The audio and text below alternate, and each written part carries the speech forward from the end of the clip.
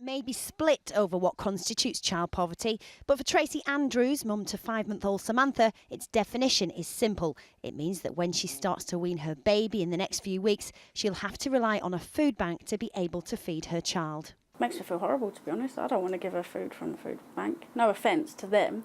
It's really great that they give handouts and whatnot, but I want to be able to feed her myself with my own money. You know, at the moment she's completely oblivious, but when she gets older, I don't want her to grow up thinking that that's what life is about.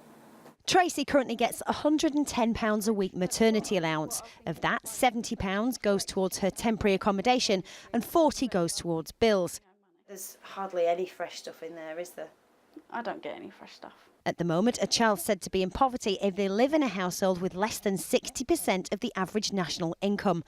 But the Work and Pensions Secretary, Ian Duncan-Smith, wanted to take other factors into consideration, and this idea was backed by the Lib Dems.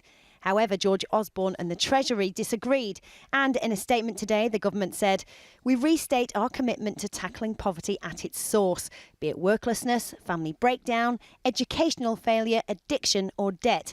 These are problems that blight the lives of vulnerable families, and the strategy draws together the action we're taking on all these fronts." But not everyone thinks it goes far enough.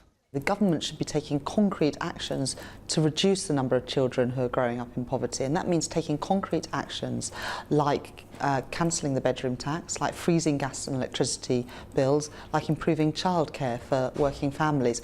Those are the sorts of things that the government should be focusing on instead of this squabble between ministers.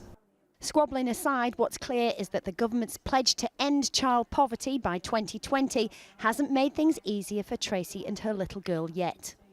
What do you want for her? I want the best life possible for her.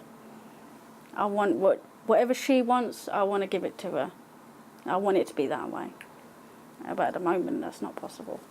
Of course, the government has 6 years to meet its own deadline, but for little Samantha, that's quite a long time. Ruth Liptrot, Channel 5 News.